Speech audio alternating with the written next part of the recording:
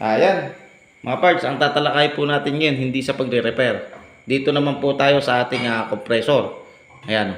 Ito pong aking compressor na to, kabibili ko lang po nito. Dito lang sa gawi sa amin. Ayan. Meron din po akong dating compressor. Ang problema, nasira. Nung nasira, yun na. Yun na ang problema. Alam niyo po ba kung bakit naging problema ko nung nasira? Kasi nga, wala po akong mabiling pyesa nung nasira yung aking dating compressor na ginagamit. At nang hinayang ako doon sa aking perang pinambili dahil wala pang isang taon nasira na. Hindi man lang nasulit. So, mahal ko pang nabili. Yun po yung compressor na tinatawag na portable. Portable compressor. So hindi po ganito yung compressor na portable. Ayan o. Yan pong compressor na to, ito. Meron po siyang sariling dinamo ito. Itong compressor na nabili ko. Saka ito, matibay po talaga ito kasi sa mga nakikita ko po dito sa gawi sa amin at sa ibang lugar, talagang ganito yung ginagamit, talagang matibay. Yung may electric motor na ganito. Kasi nga,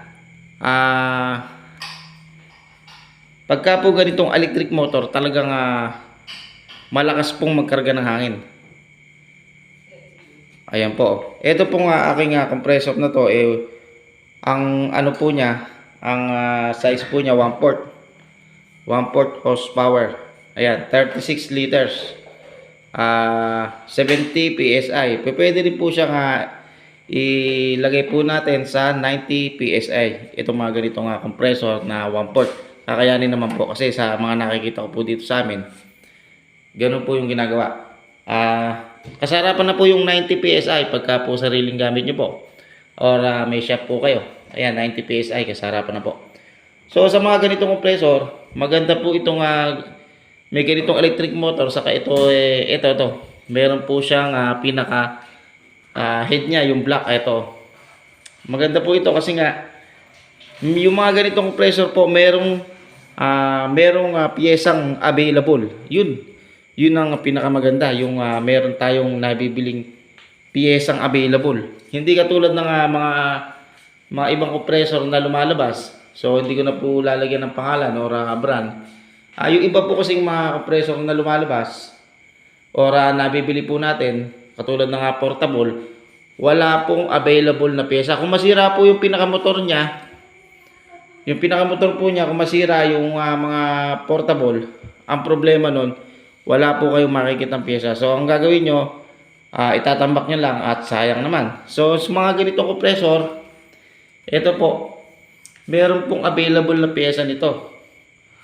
Kung halimbawa masunog yung makina, pwede nyo ipa-rewind or pwede kayong bumili ng isang buong makina. Kung masira man itong head na to, pwede rin po kayong bumili sa online. Meron pong nabibili nito sa online. So available ang mga pyesa nito, kaya ganito na po yung aking ginagamit na compressor. So yun, sa mga bagong magtatayo ng shop or sa mga baguhan or sa bibili pa lang ng compressor, piliin nyo yung talagang compressor na maasahan. At saka ang higit sa lahat, yung bago kayo bumili, search nyo muna kung mayroong available na pyesa pag nasira. Kasi yung mga gamit po natin, hindi naman po habang buhay hindi nasisira. May pagkakataon na ginagamit po natin, nagkakaaberya. Kaya ang mahalaga, bago ka bumili ng compressor, i-search mo muna sa, halimbawa sa online, Lazada or Shopee, kung mayroong available na pyesa. At kung wala, huwag ko nang bumili. At sigurado, pasasakitin lang ang uno mo pagka nasira. So ayan. Kaya ito yung aking ginagamit ngayon. At yung aking dating compressor na portable, meron din siyang tangke. Yung nabili ko, yung portable, meron tangke. Meron siyang motor, kaso yung motor niya iba. Pre-oil, yung walang langis kung tawagin. Tapos yun, Ang problema, nagiinit nga yung makina, tapos pag nasunog, wala kang mabibiling makina. I-standby mo na or i-junk shop mo na. Ganun ang sistema ng mga ibang kompresor. Hindi katulad po nito, meron po tayong nabibiling mga pyesa. Makakabili din po kayo ng ganitong compressor, yung 1/2. 1/2, ayun, kasarapan na rin po yung 1/2. Medyo malaki na po yun. Malaki po yung tangke nun, at saka malaki po yung pinaka-head niya dito, ito. At saka yung kanyang motor. Kaya, pang heavy duty. Pero sa akin, sa dito sa shop ko, sa pagre-repair, ito po yung aking gamit ngayon na compressor. Maasahan po. Ayan po. Ganun lamang po, at hanggang sa muli.